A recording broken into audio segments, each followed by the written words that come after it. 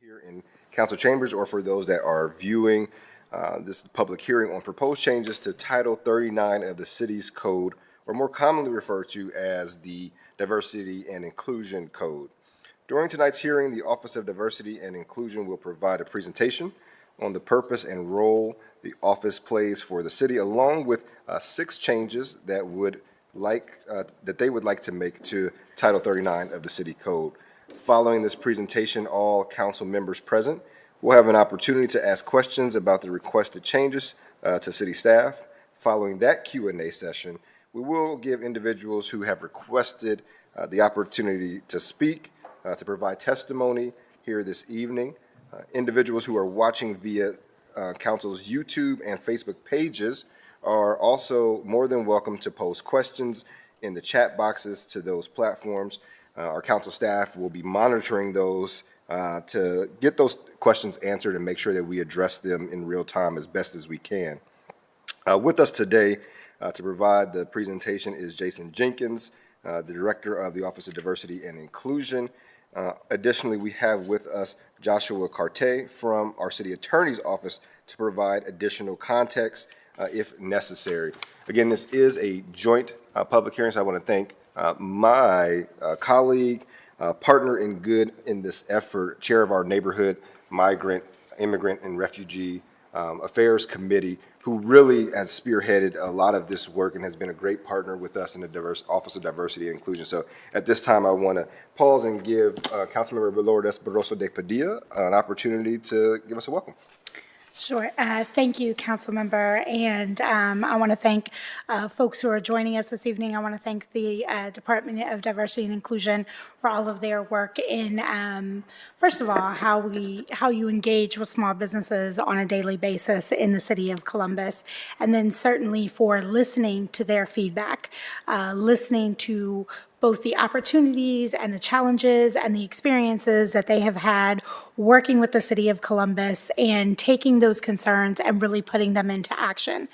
Whenever City Council looks at a piece of legislation or considers a piece of legislation, the experts are certainly our residents. And in this case, our small business owners who live and breathe this work every day.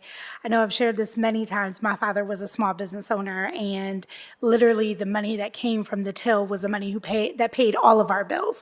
And that small business very often was a center of community. It was one of the Latino community centers before we had all of the businesses that we had at that time, because it really created a sense of belonging for people. And that's what our small businesses do every day, right? And in some cases, in many cases, but just by virtue of starting a business, they've removed some of the barriers to access that they've had in the past, right? They understand the product, they understand the culture, they understand the language, and so they just have a natural entrepreneurial spirit of many of our immigrant, migrant business owners. And so with the proposed code changes that we have this evening, it not only speaks to the clarity of process for our small businesses, for them to understand how long we would like them to be in business to ensure stability. It includes some definitions that make accessibility to doing business in the city of Columbus and being counted towards our goals. And of course, there's the citizenship question, which helps to remove barriers for people in the city of Columbus and increase access, especially as we think about the incredible growth that we are experiencing in the city and who is driving that growth. These changes really speaks to that community and to ensuring that we are moving economic development. I say this often, we fuel not only dreams, but it's also fueling the economy in Columbus. And small businesses are the lifeblood of our economy. And we think about diversifying economic development and making our businesses sustainable. These code changes speaks to all of that. I'm speaking in broad terms because in a second we're going to hear about all those code changes.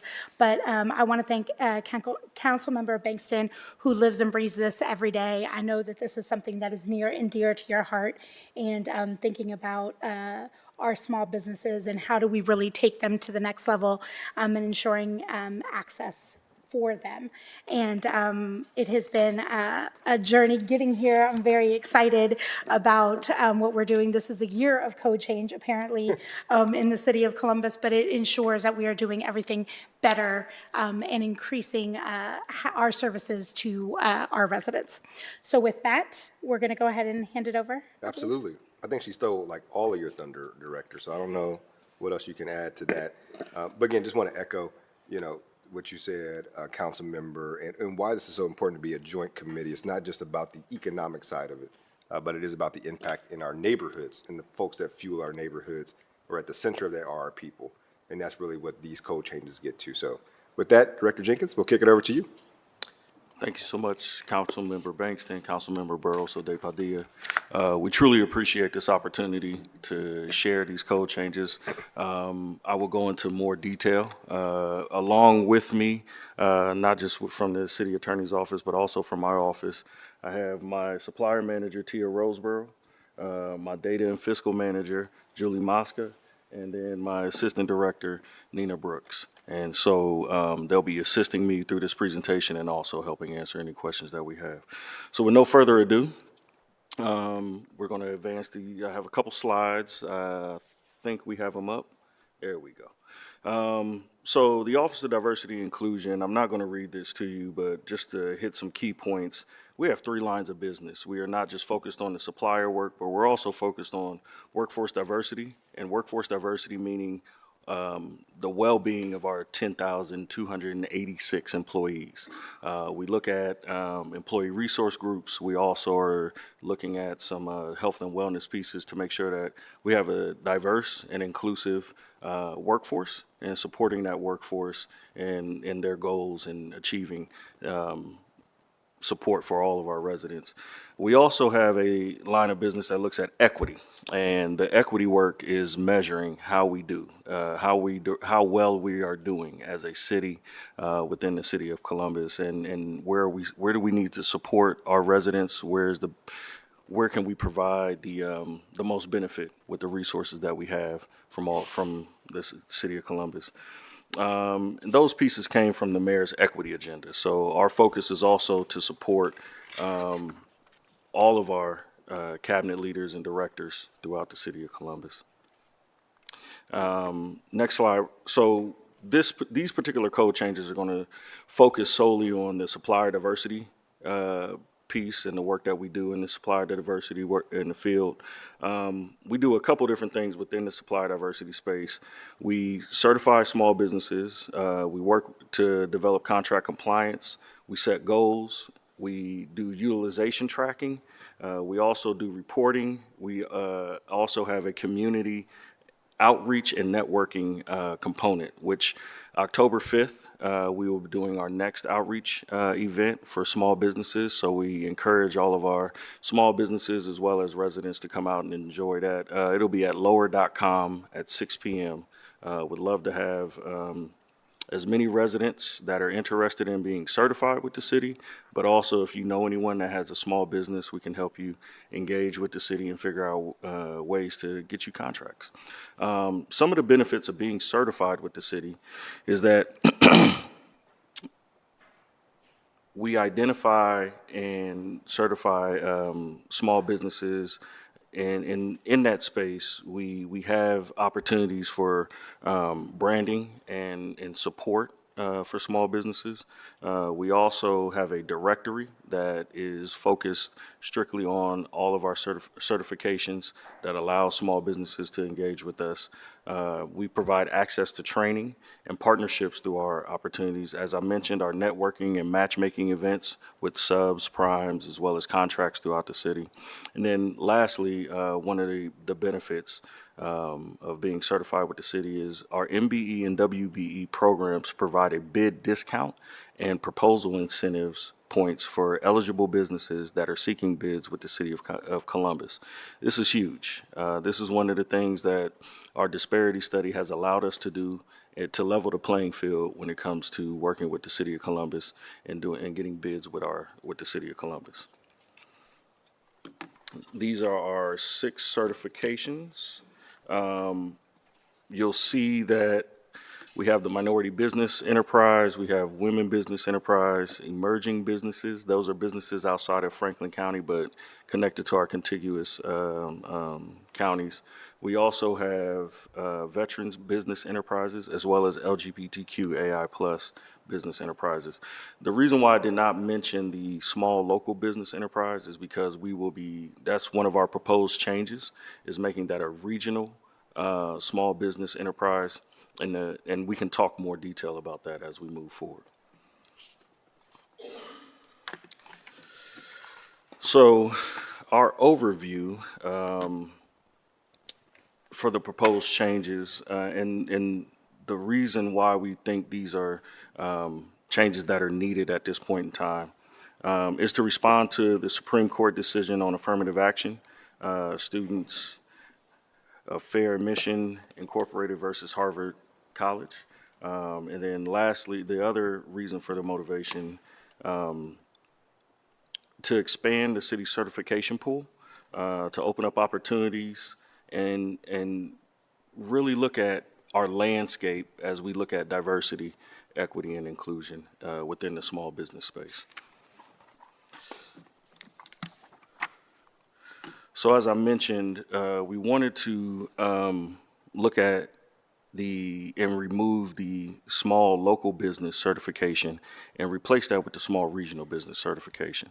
Over the last decade or so, the city of Columbus has grown exponentially and beyond the borders of Franklin County and into other spaces. A lot of our small businesses reside in those spaces outside of Franklin County.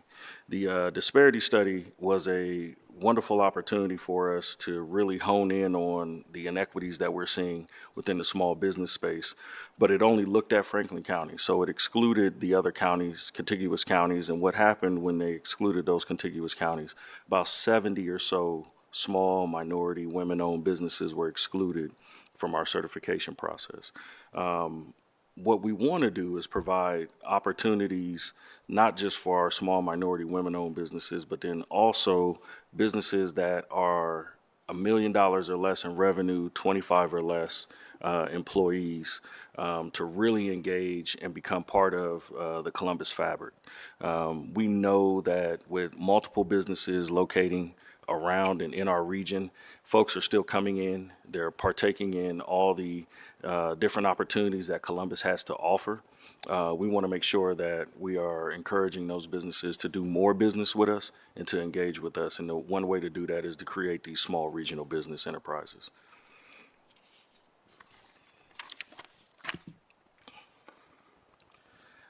The next piece that we would like to propose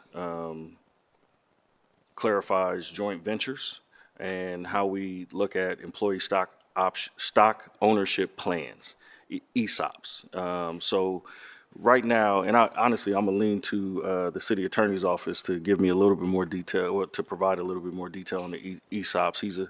He's a lot more eloquent with the words. So as far as the definition of ESOPs, and then I'll hand it over to the city attorney's office. Josh, I'm sorry. Keep calling you the city attorney's office. ESOPs are companies that could have previously been owned and operated by one individual, but then is sold to the employees within a stock option.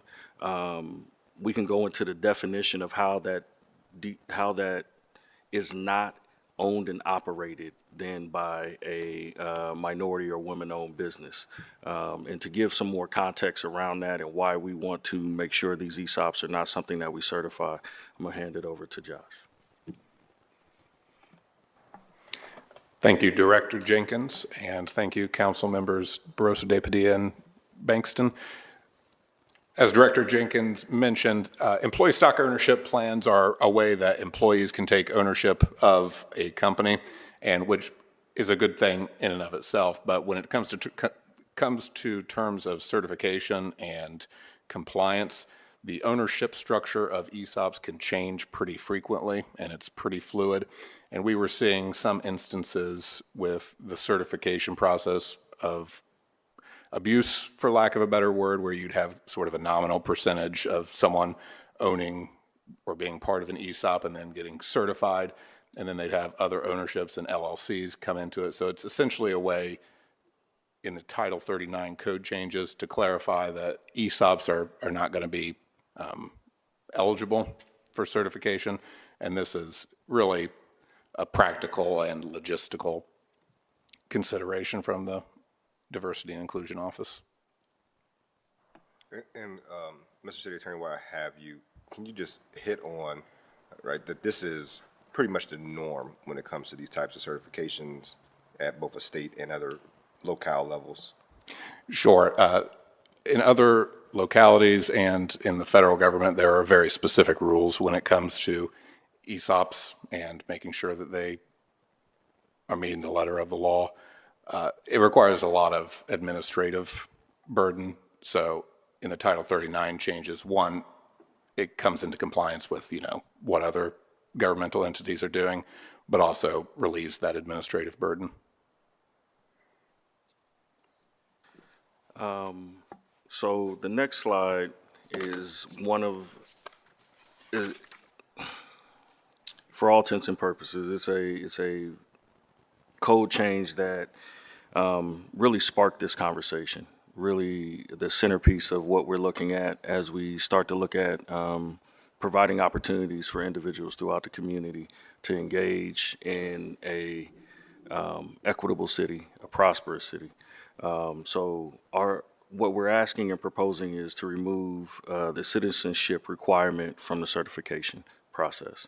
Currently, we ask the question in our certification process, and I'll hand it over to Tia here shortly to talk about what that certification process is. Currently, we ask the question, are you a U.S. citizen? Early on in my time in this role, I found out that you don't need to be a U.S. citizen to have an EIN number, meaning that you can start your business with having a green card, a visa, and other documentation to allow you to reside in the United States. And that bothered me to some degree. And so what I wanted to do was look at ways that we can provide opportunities for individuals who are owning and running businesses and are minorities within the city of Columbus, and they can take advantage of all the opportunities that are available to them. And so with the removal of this question, what we will be asking now is, are you eligible to do business or perform work in the state of Ohio? And with that eligibility, you will be eligible to take part in our certification process, as well as all the benefits that come with being certified. At this point, I would like Tia to share a little bit about the certification process and how it works.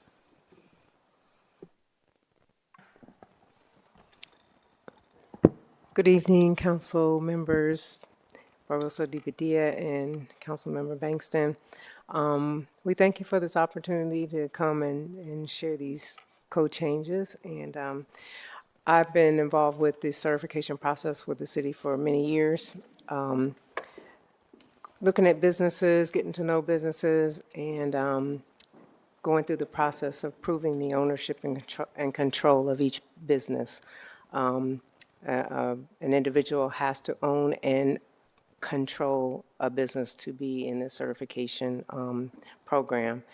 And one of the criteria of this program has been a citizenship criteria that has been a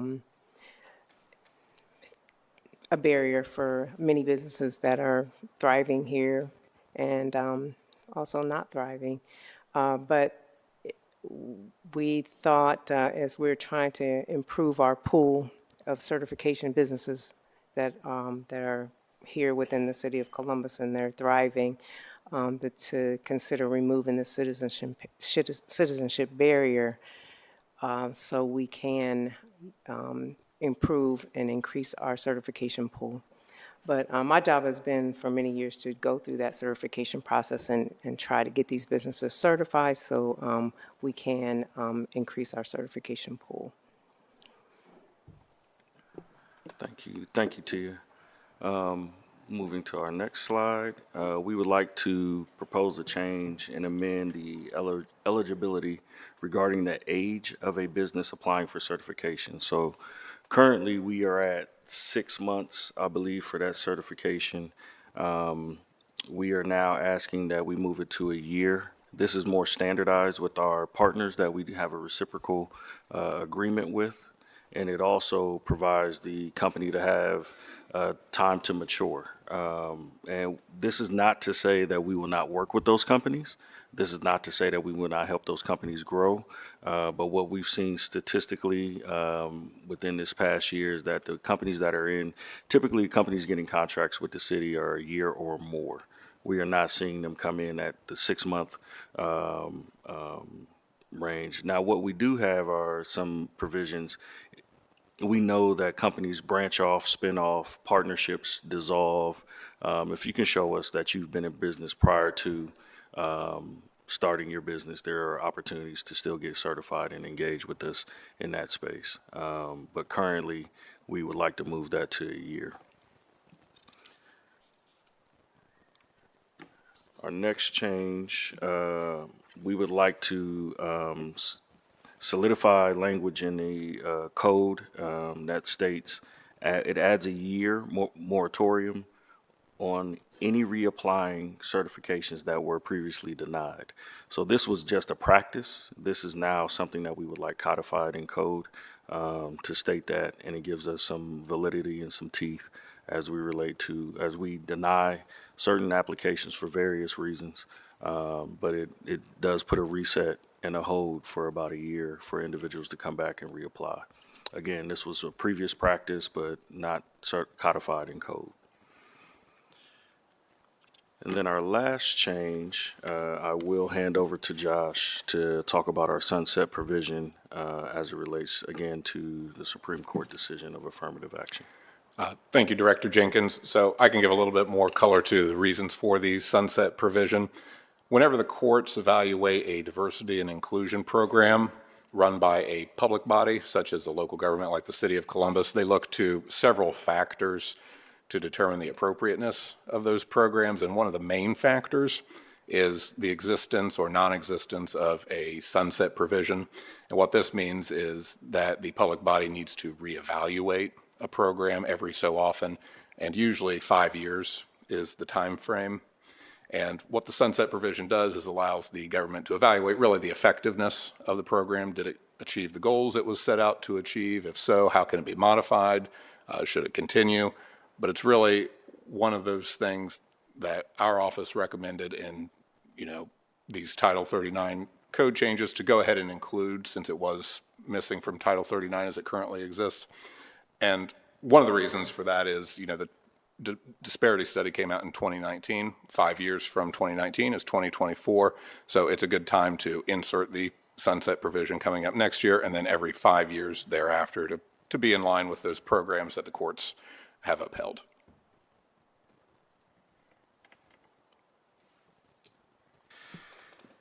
And with that, I would like to say thank you again. Please, we are open for any questions and look forward to working with you further. Thank you. All right. Thank you, Director. And I think, to really sum this up and to look at it, it's really us updating our code, streamlining, I think, a lot of our work, but also preparing our city, not just for our growth, but for the region's growth, thinking about this. I really want to clarify and be very clear on this, because I know some of the written testimony we got centered around this citizenship question.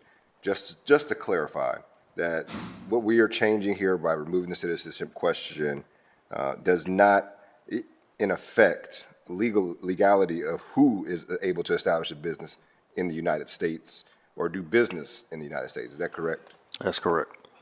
And again, also by removing that question, it does not take away or affect who is able to do business in the state of Ohio, correct? That is correct. And so again, so just to clarify to folks that this is, if you're able to get an EIN number, if you are able to do business in the United States of America, in the state of Ohio, in the Franklin County, what we're saying is that you should be able to do business in the city of Columbus as well, which folks are already doing business, but we're being precluded from the certification process because of that, but were legit business owners. If you could also, as well, Tia or Director, just talk about that certification process, because I think many folks think that it's just simply paperwork or an application that you submit and you automatically get it, but there are much more steps to that before actually receiving your certification. Yes, I'm gonna hand it back over to Tia and Julie. I know we've been working on a affidavit as well, if you can explain that Yeah. portion of it. Sure. The application process is, it starts with an EIN number for a business that is owned by an individual, and we are asking for a list of things like that a business would have, like we're investigating the individual that owns the business. We want to see a background, whether this business owner really has the knowledge of the business. We're asking for resumes. We're asking for the bank signature card where they started the business and went to the bank and started a business account for the business. We're asking for financial statements to see the ingoing and outgoing transactions of the business. We're looking at their last 3 years of business taxes. We're looking for, we ask for if there's bylaws or anything and to establish however the business is set up, we're asking for the required documentation for those type of businesses to see that this business, who this business is and that the business exists. So we're investigating the ownership, not only the ownership, but we're also requiring an on-site where we go into the business and check out whether that owner is really controlling the business as well. So we're looking for ownership and control for them to reside in this program. And the citizenship was one of the, is also a requirement that we've been asking for in this list of documentation for certification, whether they are a citizen of the United States. And I have two quick questions, or maybe they're not quick, two questions as a follow-up. One, as I understand it, we have a reciprocity agreement with both Franklin County and in the state of Ohio. Can you talk about how the removal of this question would affect that reciprocity agreement? That's my first question. And then my second question is, we talked a little bit about, well, let's start there and then I'll follow up with my next question. So, and Tia, chime in whenever you. I did want to follow up with that list that I just mentioned before, that we also are requiring them to sign an affidavit indicating that all that information that they've submitted for this business is true. So that is a part of the required documentation that's. And that was always part of the Yeah, process? it was Okay. always part of the process. We do have reciprocal agreements with the state of Ohio, Women Business Council, and NMSDC, National Minority Business Council. However, they do have citizenship still remaining on their programs. We are going to have to be in really tight communication with them to let them know if we do this, those businesses that are not citizens, we will definitely develop a process to let them know that these businesses are not citizens, because we are kind of falling out of line with their requirements as well. So one point of clarity, and to provide some context, the Franklin County does not certify, they accept our certification, so they will continue to accept our certification, even without the citizenship question, but with the affidavit showing and agreeing that it is notarized and every piece of documentation that Tia just shared is factual.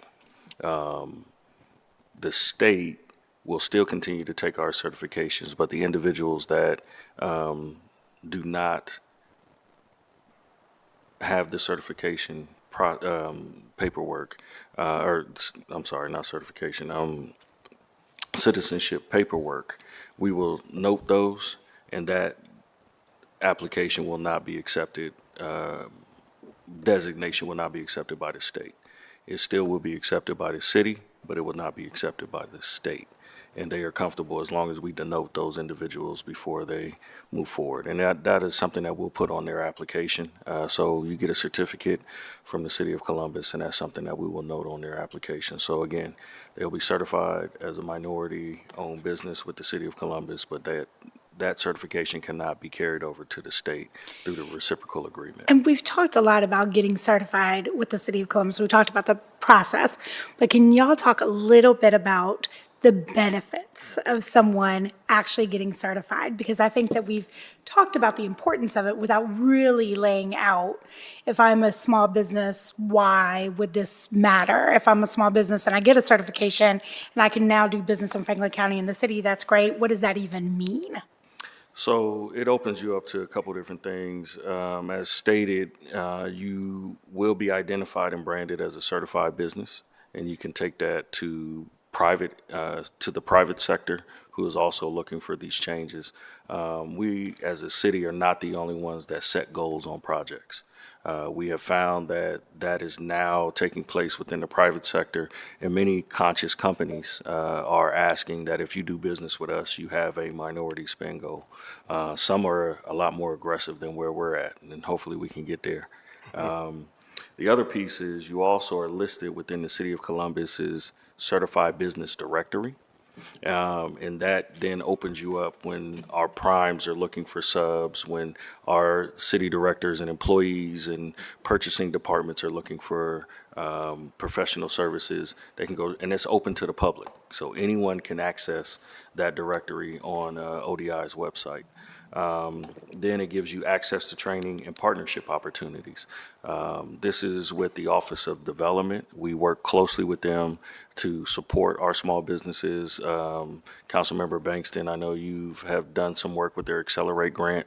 I think that was an $800,000 grant to get access to ESOs that are working with small businesses. This opens you up for that opportunity. Also, our networking and matchmaking events. We have one quarterly. Our first one, we had about 100 small businesses attend. This one, we're somewhere around 200 or so reservations for that particular event. So that gives you access to projects that are coming up in -- from the City of Columbus, as well as primes and other support systems for small businesses. And then lastly, and this again is the big one for our minority-owned and women-owned businesses that are able to be certified in our program, you're able to take advantage of bid discounts and proposal incentives when you are bidding on contracts as a prime contractor or prime consultant, and that's huge. And what that does is when you are in a space where you're bidding against some larger primes that consistently get contracts or, outbid some of our other projects, you see that they have resources that are afforded to them that typically our minority primes and contractors do not. This allows those bid points and those incentives allow smaller but capable minority-owned companies to take advantage of it and truly compete in a market and grow and develop. So that certification process is huge because it opens up so many doors. And again, so just for clarification, the certification process is not simply about just doing business with the city, all right? It is more or less authenticating that these businesses are who they say that they are and that they are legit minority women, LGBTQ, insert, whatever one you want, type of business, correct? Yes, sir. Thank you. And RJ, I hope RJ is one of our viewers and is avidly putting in questions. So hopefully, I know we answered 3 of them around bid, discounts, and some other things. We got some more that we'll get to as well. And Councilmember, I have just one other question. Well, one point of clarification. We talk about businesses, we're talking about businesses writ large, right? Any sort, any kind of business, correct? Correct. Construction or professional services. Just because I think, especially for folks, when we start talking about things like bidding, it sounds like much larger businesses, but this could be a cleaning business. This Correct. could be an event business. This could be a catering company. It could be any business within the city of Columbus that wants, well, now potentially the surrounding counties.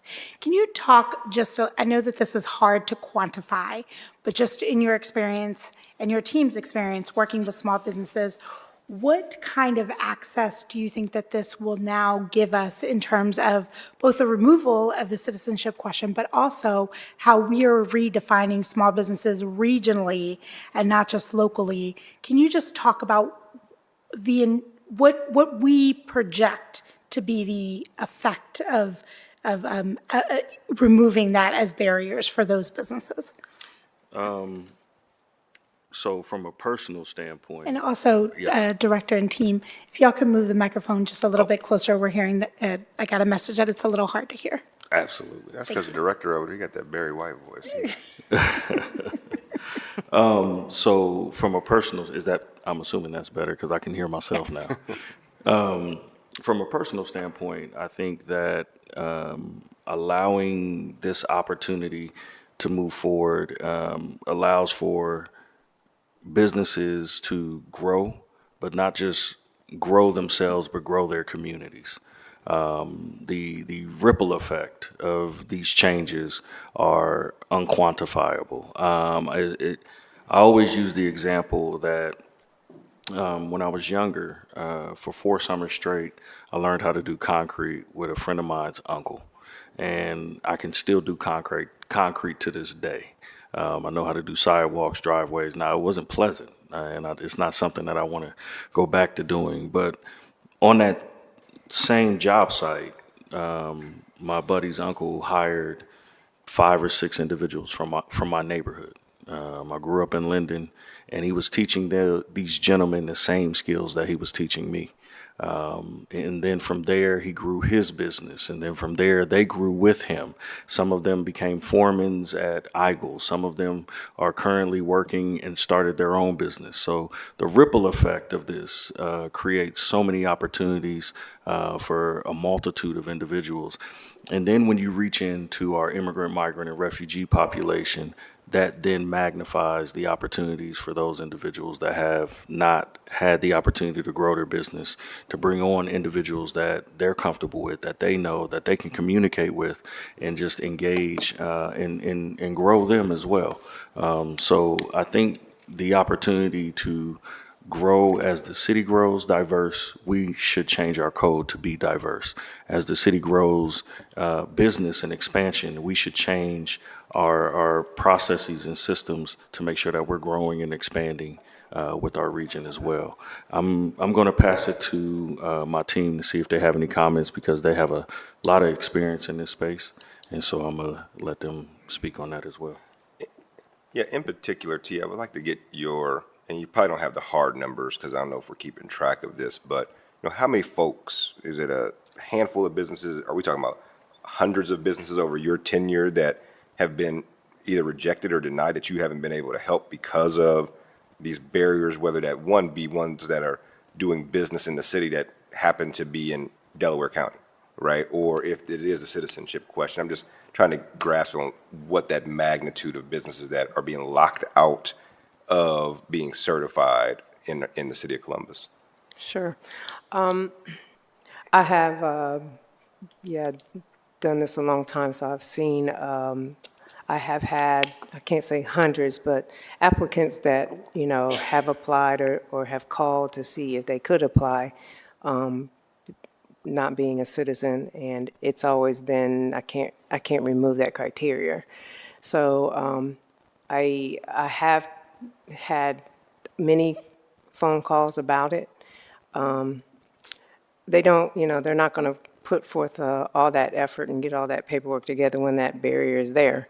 So, but I have had several, phone calls to ask about the question. It's really been, my phone has been really hot lately because of the talk of us considering to do this. I did even have one gentleman that did do the certification and just didn't focus in on the fact that he wasn't a citizen and did the paperwork. And, we were getting ready. There was no reason for me not to certify him, and he wasn't a citizen. And I'm trying to find him, now just to talk to him.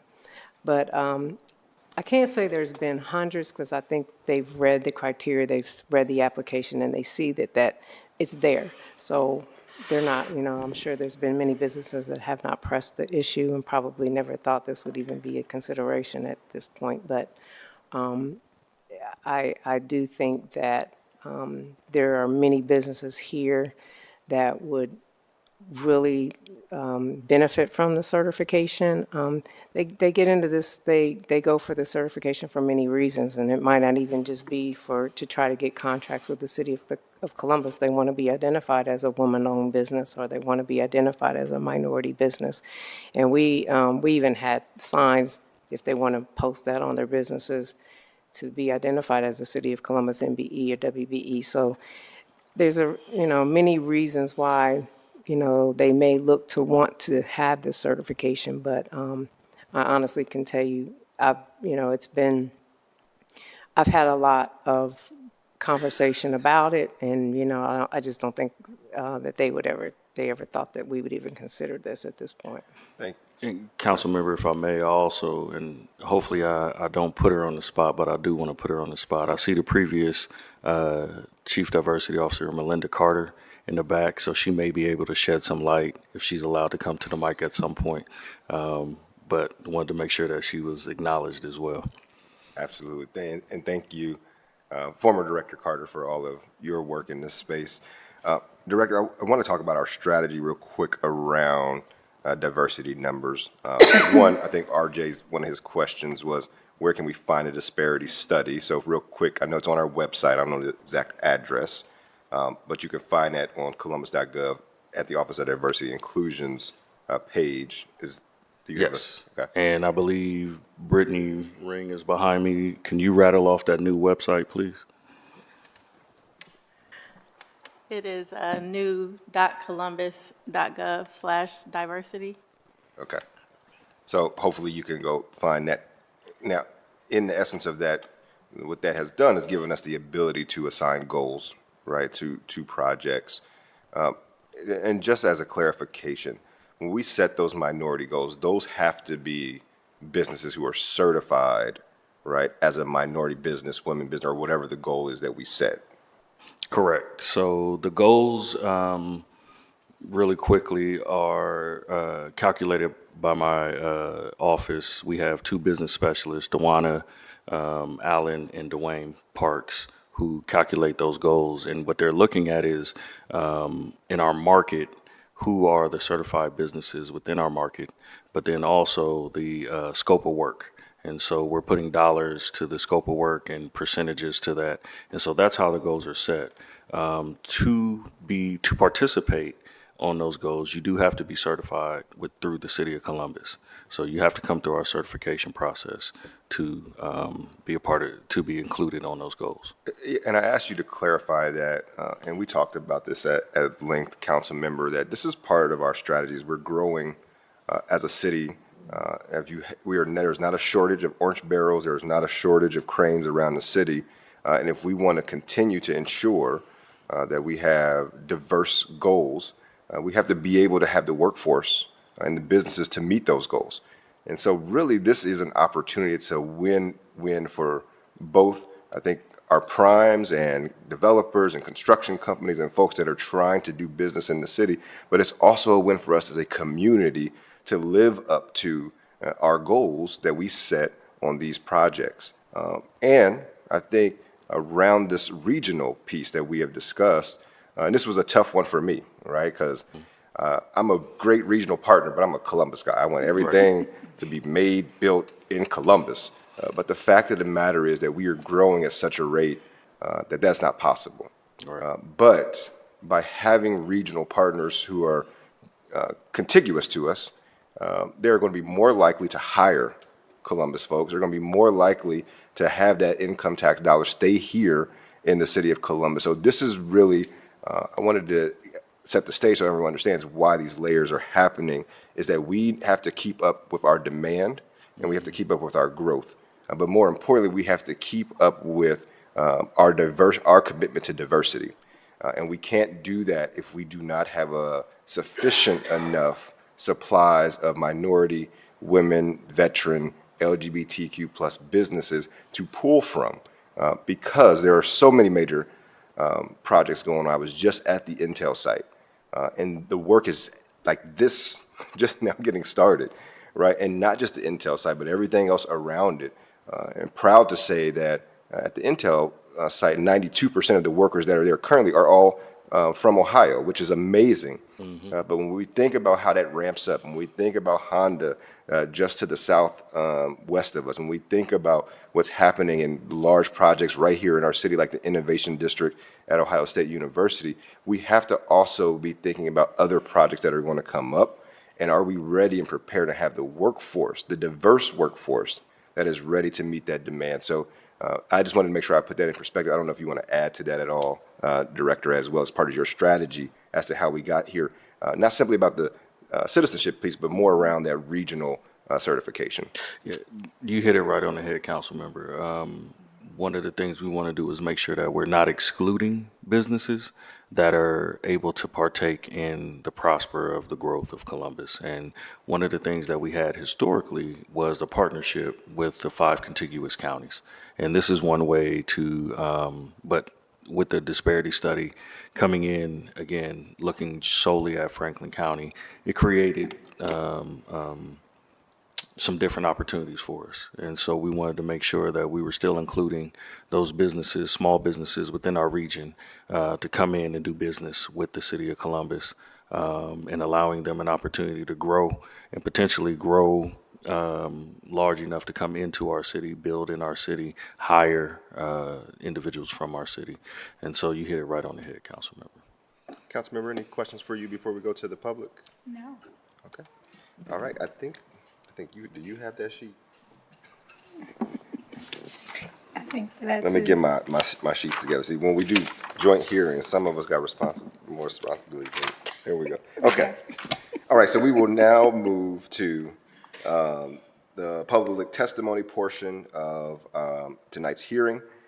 We have, I think, 3 speakers that have signed up to speak, as well as we have received written testimony, so that will be in the record as well. First up to speak is Mr. Danny Hune. Did I say that right? If I said the last name wrong, please correct me when you come up. And Patrick Osborne is on deck. And Danny, welcome to council. You have 3 minutes.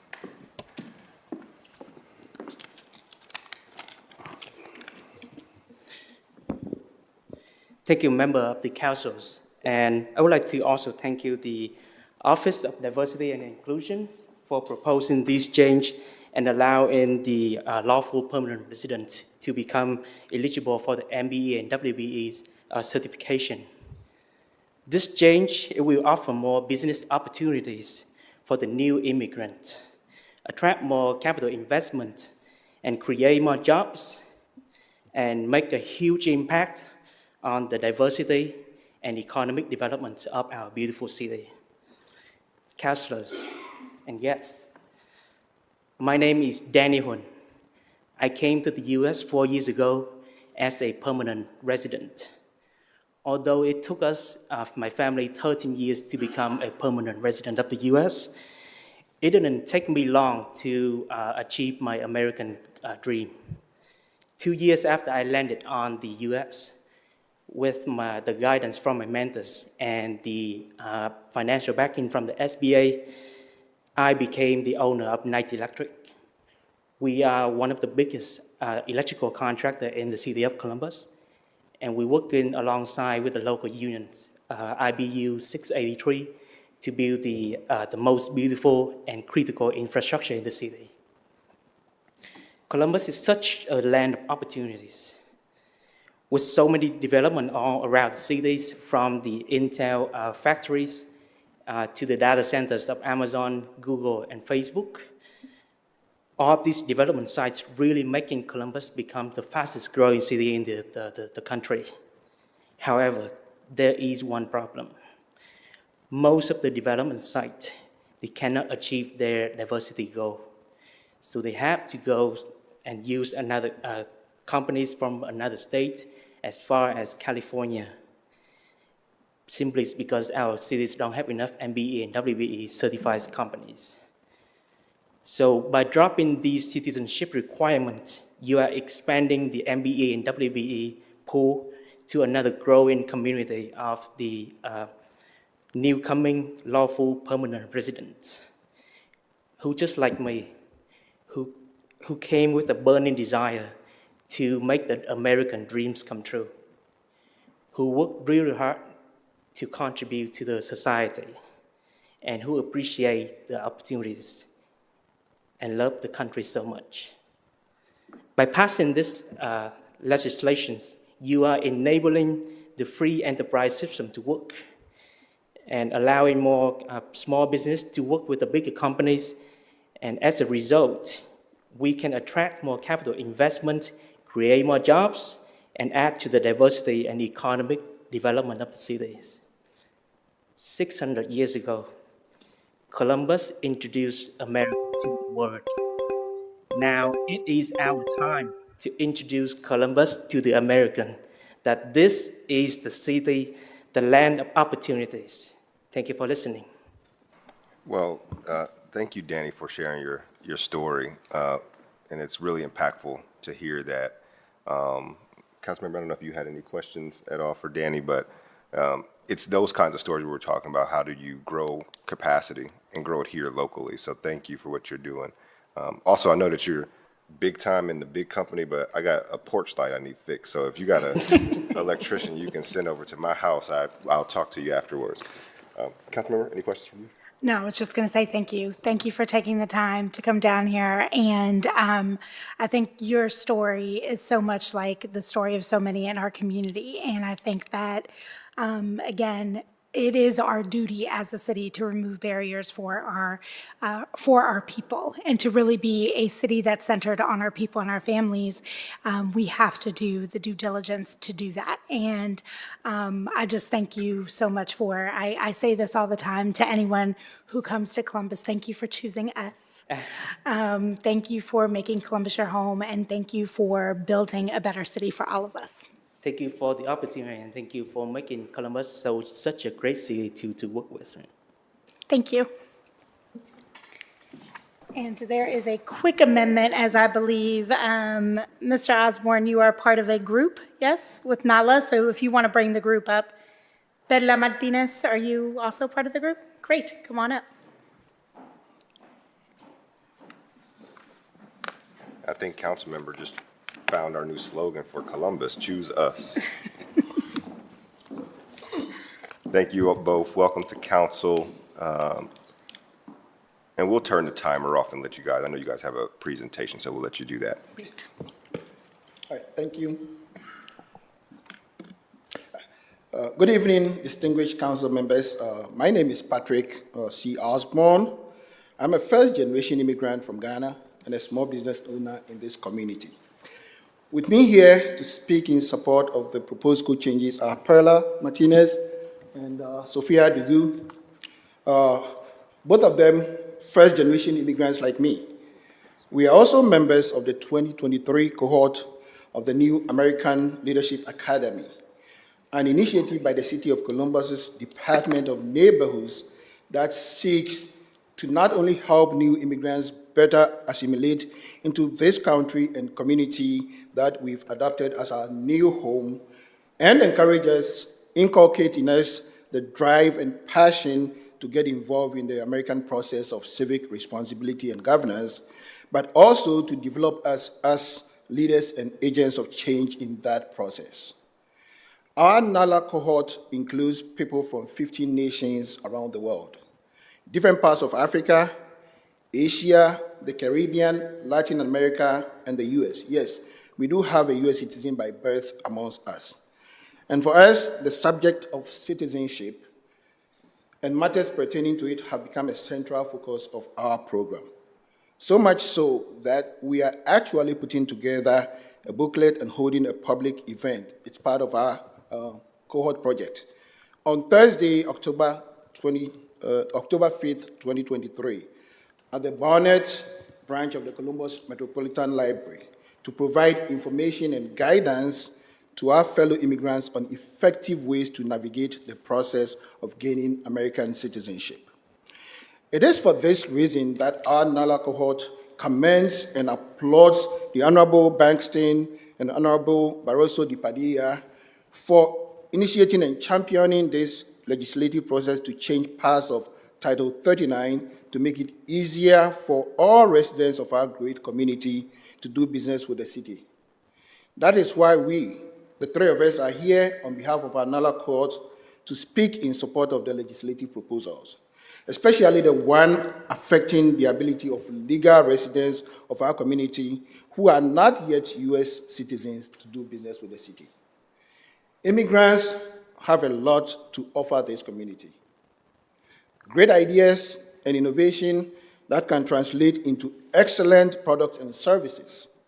And it is our considered opinion that this city government and the community that it serves cannot afford to continue missing out on the opportunity to tap into and benefit from this well of excellence by maintaining the status quo with Title 39 as it currently exists. That's why we support the change process that you have initiated. Thank you. And I'll call Perla to.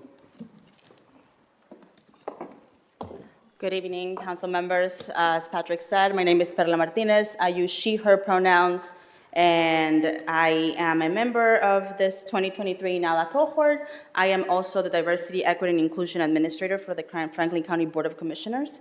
So this is both personal and professional, something that I see daily.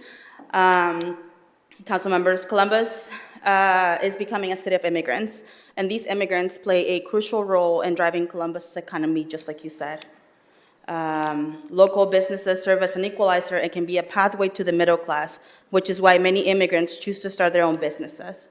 But immigrant businesses are so much more. Immigrant entrepreneurs are vital not only to creating local jobs and growing the city's economy, but they also contribute to our city's identity.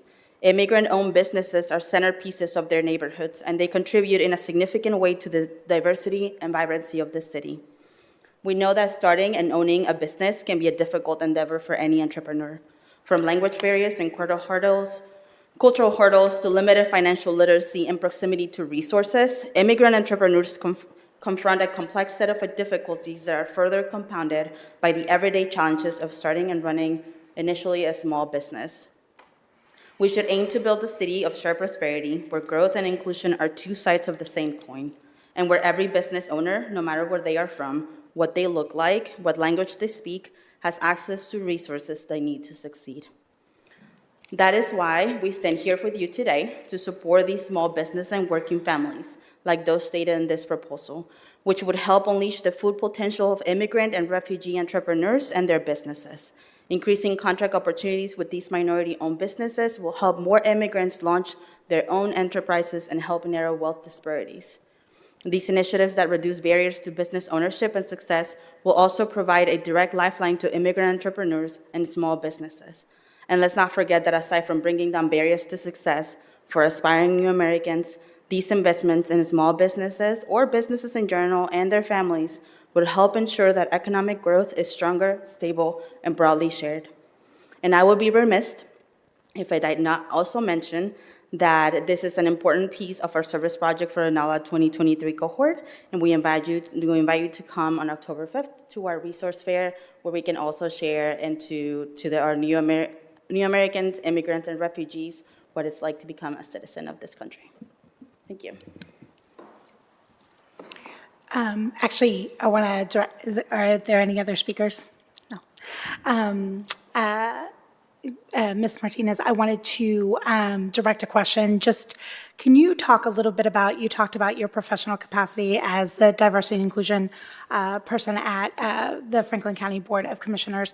Can you talk a little bit about, as we talk about getting folks certified here, that the county then accepts that certification, can you talk about, from your perspective in your seat, what the effects of this would be in the larger regional effects by removing this question, as a barrier for potential folks who want to get certified?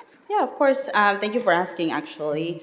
It is a daily struggle for us seeing business entrepreneurs. And when I say businesses, we and I'm speaking directly as, working for the county, want to keep attracting contract opportunities for small minority-owned businesses, whichever certification is it that they get.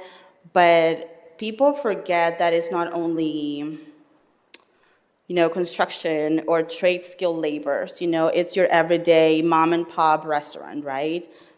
So we are always trying to encourage small business opportunities, highlight them, bring them in, invite them to where we're having an event or we're having whatever it is that it is. The ramifications would be huge, especially in things like also Intel or Google or Amazon or anyone that is bringing a big company to do work, right? I see it on a smaller scale with the construction of the Adam H. Building Center that the county is seeing. We needed a lot of painters, and we needed a lot of cleaning companies, for example. And a lot of those, as you know, are spearheaded or are owned by immigrants. And we were having issues getting people to work for us because we could not subcontract with them. The main contracting company couldn't do business with them for that same reason. So we are not only missing out on the economic growth that we can provide to the city, the county, the state, but also these small families who have no idea that they can do business with the government, especially because as soon as they see this question, it's an automatic, turn off, basically, for lack of a better word. They just don't want to pursue it any longer. And the other code change, as we think about our partners in the other surrounding counties, it allows for the same sort Right, of exactly. access, right? Yep. No matter who they may be. Yeah. I just want to commend Nala. Also, I see Abdi Sophie with our Department of Neighborhoods, who leads that work, the New American Leadership Academy. Before you all go, I would love to just, the ladies that are here, your names and country of origin or nationality. My name is Suri. I'll come to Come to the microphone, please, so everyone can hear you. Hi, good evening. My name is Suri Mahamoud. I am from Somalia. I'm honored to be here tonight, and thank you for having us. Absolutely. My name is Sophia Dugui, and I'm from Haiti, and I'm here to support my teammates and to support the the change with the citizenship. Thank you. Absolutely. And Patrick, I don't think we got your nationality. Yes, Patrick, I'm from Ghana originally. Yeah. Yes. Which has the best jollof rice, by the way. Just so you know. My wife's Ghanaian, so I have to say that. And Bella, I'm not sure if you had said it right. I'm from Mexico. I've been in the country for about 12 years, and actually 2 years ago I had the great honor of becoming a citizen, so yeah. Amazing, Awesome. congratulations. And Nala, for those folks who don't know, is New American Leadership Academy through the Department of Neighborhoods. It's an amazing program that that really helps to cultivate the new, another crop of leaders in our community and help folks from our immigrant, migrant, refugee communities really leading on area commissions and other committees in their neighborhoods, wherever it may be.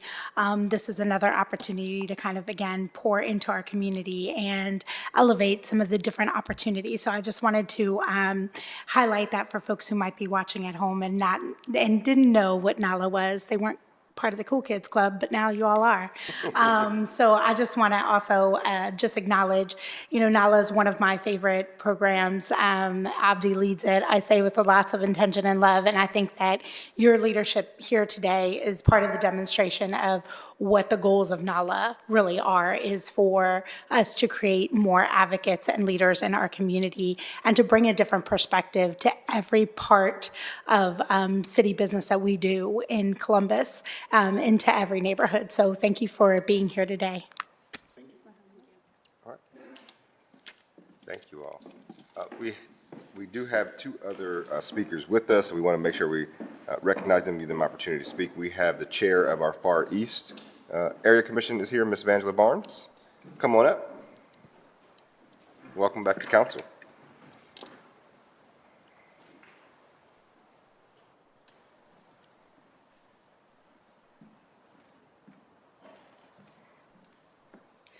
Councilwoman Padilla and Councilman Bankston, thank you for allowing me to speak. I just want to be upfront. I am not here on behalf of the commission. I'm certainly here on behalf of what I do every day for a living. I am a licensed OCILB electrician with the state of Ohio. I also am a signator with the union IBEW 683. I have a small business, Wireman Electric, here in Columbus. I hire young guys who don't have any experience and train them and teach them, and it seems like as soon as I get them taught, they pull them from me and go to the union and start working in the commercial side. I do residential, mostly residential electrical. While I'm not opposed to immigrants having the ability to bid with the city of Columbus, it scares me because it took me so long to get to this point. And for me to be able to get my MBE and my WB certification, which I just got, I am concerned of how much more difficulty it's going to be for me to win bids and compete against some of the minority non-citizen companies that are bigger than me and have more resources or more ability to seek and talk to and communicate with the Hispanic community or the people that don't speak English that I can't really talk to. It's been really hard getting workers for some of the jobs that I'm trying to pull in. That's one of the things that I'm concerned about. So I'm just asking, has council considered some other things like increasing skilled workers in Columbus and also maybe even removing some of the barriers for some of our African-American males who have felonies, who can't work in some of these jobs? How do we make it equal justice for them and equal opportunities for them who've served their time and done what they needed to do so that they can work in these businesses and be able to give back to their communities as well? Also, the one other thing that I wanted to say is, as a female minority working in the electrical field, I come up against the need to be able to do various different jobs with all different people. And like I said, I am not opposed to this. I just would like to know, how's that going to affect small businesses like me, female, black, minorities, and what classification are we going to put them in when we say minorities? Because I'm looking at the application, I see African American, I see Hispanic, you know, the general ones that we've seen all for a long time, but there are a lot of different more minorities coming into our country that aren't citizens yet, and they're not just Hispanic. There are various different geographical places that they're coming from. So it concerns me that we're lumping everybody into one category, and how are we going to manage that? And finally, how are we going to manage that the people that are on these work sites, and I'm just talking the trades, because to have an electrical business, you have to be licensed. Somebody in that business has to hold a state license. And if you don't, you're really not supposed to be operating. So how are we going to make sure that the people working on the job in these jobs are actually have the right papers and they're valid to be working there, even though the person who may have subcontracted the job out might be a non-citizen and licensed and have and be certified? How do we know everybody else they're bringing in to work are able to work? So that's my concern. But I like the idea. I just am concerned about what it's taking away from those of us who didn't get an SBA loan to start a business here, who've struggled from, what we've been able to build as U.S. citizens, and how do we, compete with that? So before you go, Ms. Angela, a couple of things I want to touch on is that, one, this doesn't necessarily give, or by removing the citizenship question, we're not changing what it is required to be certified with the city. Right. Right? So that wouldn't change necessarily your competitive advantage there. Because I would argue the folks, you're already competing against them, right? And let's just put it out there. Two, I think from the standpoint of licensure and all of that and the construction piece of it, our certification process doesn't necessarily, by you having that certificate doesn't necessarily manage, right, what happens on the construction side. As you know, folks are doing this all day long. And so we have to figure out, I think, from both a city and a state level of how do we get better controls on that. And that's something that happy to talk with you about. The other biggest piece, though, I would say is that I think this highlights that there are so many other things that we do as a city, right? Whether it be from Accelerate Columbus, I see our small business liaison is here. Want to get with you because we have opportunities. You know, the Small Business Urban Connection, which is a program that I fund that gets you access to the Columbus Chamber, right? What opens you up to all these other opportunities as well. And so I think it's understanding that by getting folks certified is just only one step in the process. And I think what I'm hearing from you is a lack of communication on our part to say what we have been doing around this space, right? When you talk about folks in reentry, which is near and dear to me, and the work that Alvis does, who runs our EDGE program, works specifically with reentry folks to help remove those barriers. So if you are looking for folks, we're absolutely happy to make those connections. And so there's a lot of programs, a lot of things that we fund as a council. One of our priorities is around reentry. It is around the skilled trades and making sure that we have a vast pipeline of folks, whether that be through Building Futures or any other certification processes. Because at the end of the day, I think what's the core of what I'm hearing from you, which is also the core of this council, is that our city is going to continue to grow. We know that.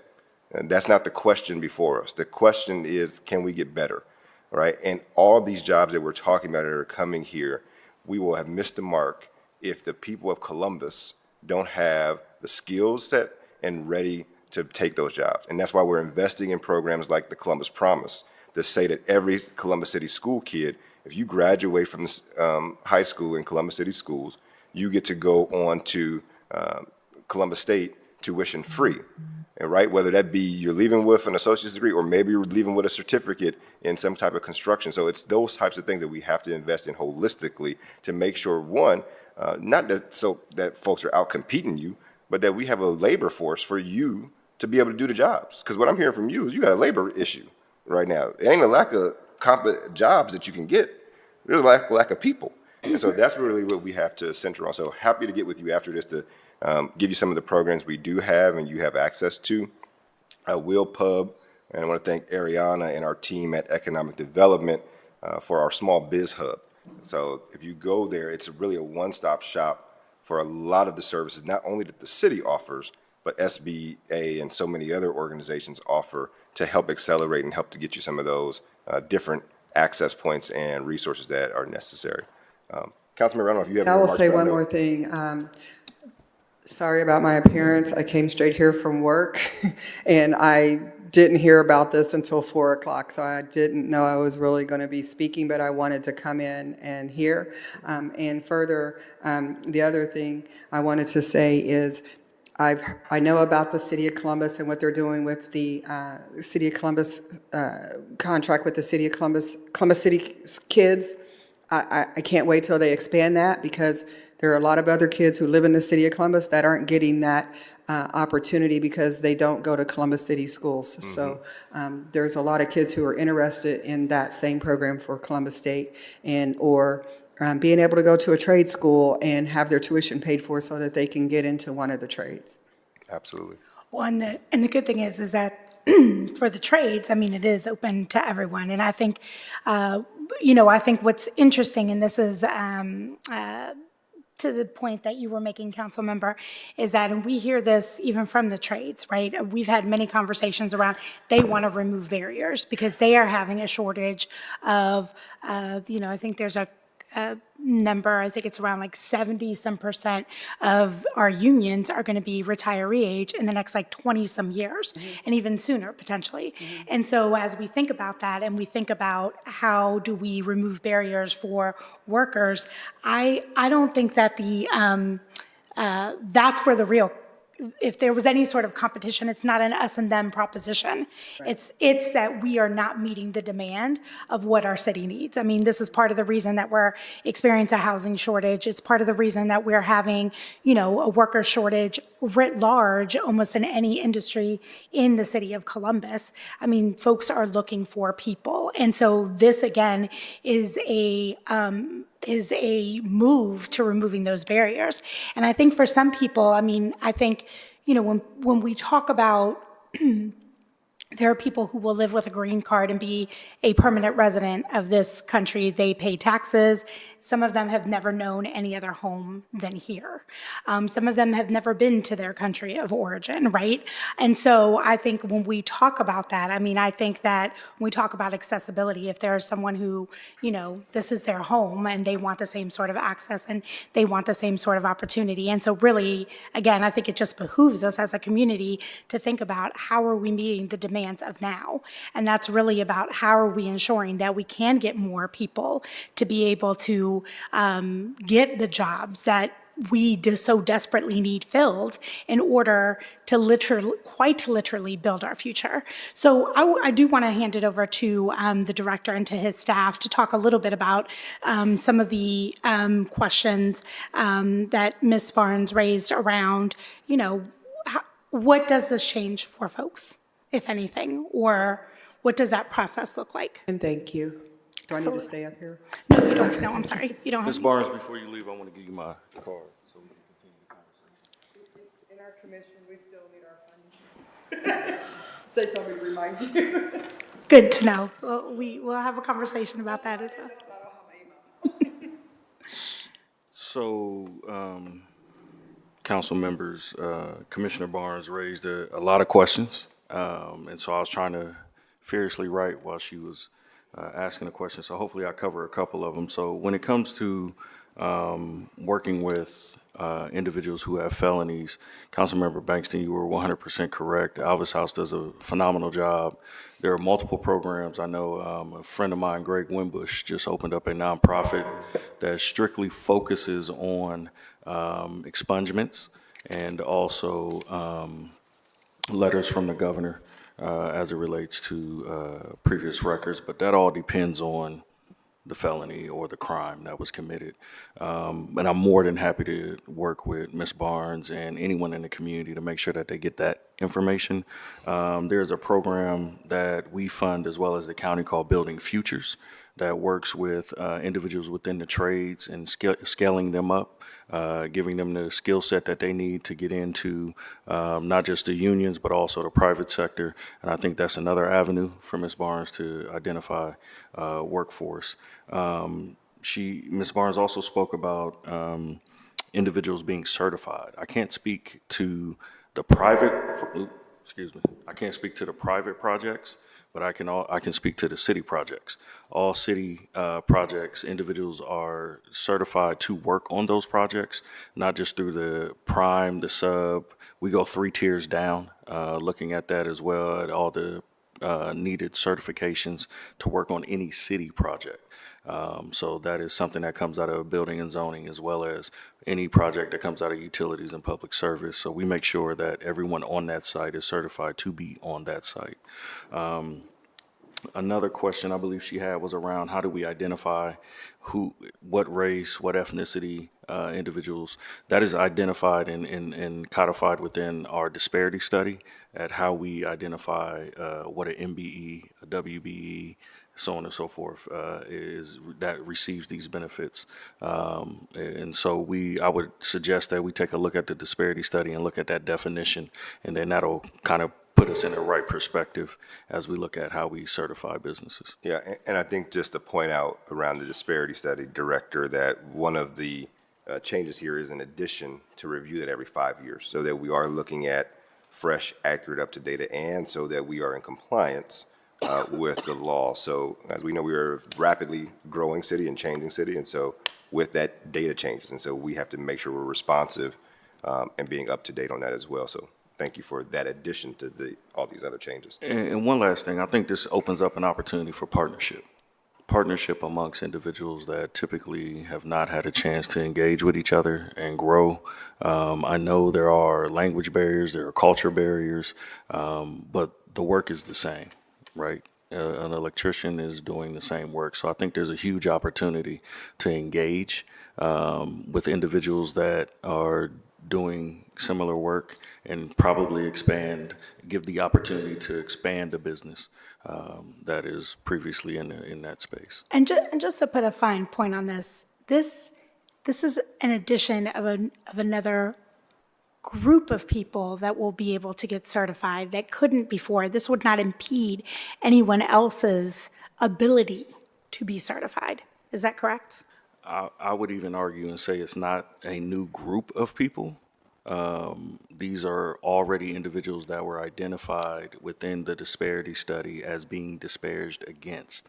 All this does is open up that pool to individuals who do not have U.S. citizenship but are documented and doing business in the city of Columbus currently. In the last question, just around, because I would also like to hear from your perspective, again, dealing with our small businesses and dealing with contracts.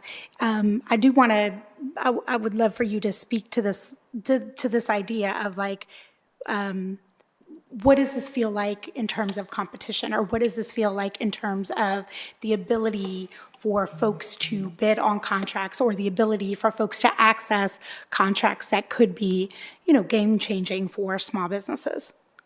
Honestly, I think it creates an opportunity for us to raise our minority participation goals on projects. I don't see, at least within the city of Columbus and the work that we have available, it hindering businesses that are currently certified. If new businesses come into that pool, all that does is allow us to calculate those numbers, and we'll set those numbers. If it's 20% participation on a project, depending on how we receive and the applications that we get, it may go up to 30, 40%. And so this really opens us up to create more generational wealth within the minority community. Thank you, Director. All right. Councilmember. Thank you. And to close us out, the GOAT, we have with us Ms. Melinda Carter, and she will be our final speaker tonight. And you should be sure to share your title Beyond GOAT.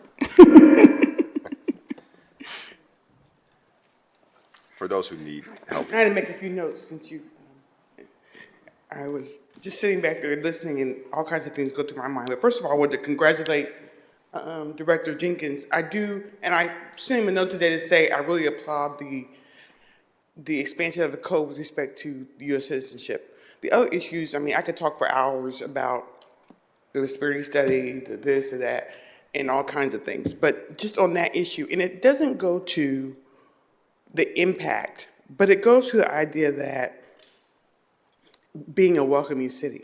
The world has changed. I started doing this many, many years ago. And the world has evolved and changed, and citizenship and race mean different things. Well, race means different than it did 20, 30 years ago when I started. And I'll say this, that one thing that I think is important to share with the community, because I know, and again, thank you very much, Councilman, I should have acknowledged you first, is that we don't want people who are minority, and I don't like the word minorities, brown people or people that are immigrants, black people, all of us, to fight against each other for a small slice of the pie. The issue isn't they're going to get more because they're coming in and we're going to get less, because that's what the media does to us. It tells us that they're somehow our competitor. When in reality, when I was at the city for many years in this role, 90% of the work goes to 2% of the people. So the fight isn't with each other. The fight is about expanding the boat. And the other issue is that sometimes we say, they can't find minority business. I don't believe that. I believe they can find them. And there are other things and barriers that create, just as Commissioner Barr says, the reason why they can't get work. So I don't necessarily buy the idea that there's lack. But I do like the idea that we offer more. That there are minority vendors, small business vendors that do everything. We make everything. We produce nothing. And if we support business owners, because most people get a check for somebody they know. They don't get a check from the city, the state. They work for somebody that knows their name. So it's important that we encourage those businesses, understanding. One of the things that, and Ms. Roseborough was saying about when people call and ask, can I qualify because I'm not a citizen? It's not just their citizenship, but it's the people they employ. If I'm Hispanic and you want me to come in and offer my citizenship, even if I do have citizenship, I may have a cousin that works for me that does not. And although that may or may not be an issue, the idea of people's relationship with government is different depending upon what our experience has been. So taking all those things into consideration, to me, certification at its finest is a great marketing tool. If I wear my sorority name, I went to OU, I'll wear that on my chest. It's important to say, I'm here, recognize me, I'm minority, I'm a woman, I'm this, I'm that, and I can do the work. And to me, that's what certification does. Because many of these businesses, and we're talking about, and I call them lifestyle business. I've been doing work with some new American immigrant communities. They do their business as a lifestyle. It's not like our businesses that we do as some kind of socioeconomic, we're our own business. They go make money to pay their bills that evening, to buy dinner. And those businesses are entitled to the resources that we offer as a city. As citizens, no matter what, that's a part of who they are. And many of them, whether they have U.S. citizenship or not, as the councilwoman said, this is the only country they know. And we need to understand, appreciate that, and welcome that to make our boat wider, because that gives more opportunities for everybody. And don't fight with each other. Talk about the 95% of the contracts that go to 2% of the people. That's really the issue. So I applaud the work of the ODI office. I think the U.S. citizenship thing does a lot of things. Elimination does a lot of things psychologically. If no one else accepts it, it doesn't matter. We can be forward-thinking. We can be leaders. We can understand that inclusiveness means not only what happens contractually, but what happens in your mind about everybody's competent, everybody can contribute, everybody is a part of making our economic engine grow. And the deletion of that requirement does just that. So again, I applaud your work. Thank you very much, Council. I applaud your work and look forward to the changes. Thank you for your life's work in this. And I don't say that lightly because it is pioneers like yourself that laid the groundwork for these changes that we have before us. So that concludes the public testimony portion of tonight. Again, we did receive written comments. Those will be sent off to all council offices as well as other jurisdictions in the city from which those residents' comments came from. Councilmember, any closing remarks from you before I talk about timeline? I just want to thank everyone who came down this evening. I know that it's a lot. I know it's been a long day for many. And so I appreciate all the folks who provided public testimony. I want to thank, again, the Department of ODI for the work that you do every day, for bringing this here for us. I want to thank our city attorney. No piece of legislation can happen without our partners at the city attorney making sure that we've crossed all our T's and dotted all of our I's. Again, Councilmember Bankston, for your partnership on ensuring that we are removing access, removing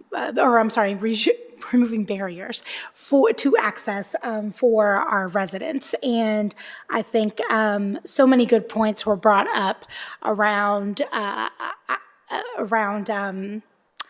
how we think about the future of Columbus. I say this often, we are on the precipice of a moment in time where we can decide the kind of city that we want to be.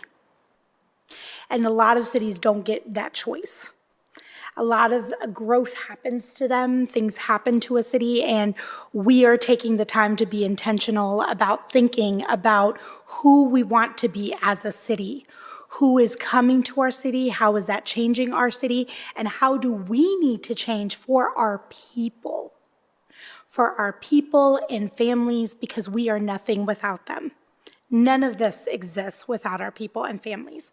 And every day they are struggling. And whether you have been in Columbus for 5 minutes or your ancestors are from here, I'm not sure who that is. I'm not sure how we're defining ancestors, but if that is true, that promise of prosperity that continues to bring people to Columbus is a promise of prosperity that lives in every corner of Columbus. And it is our job to ensure that people can access it. And it is our job to ensure that we are consistently reevaluating how and why we do things and asking ourselves, how can we be better? Again, for our people. And so these code changes, while a couple of them feel,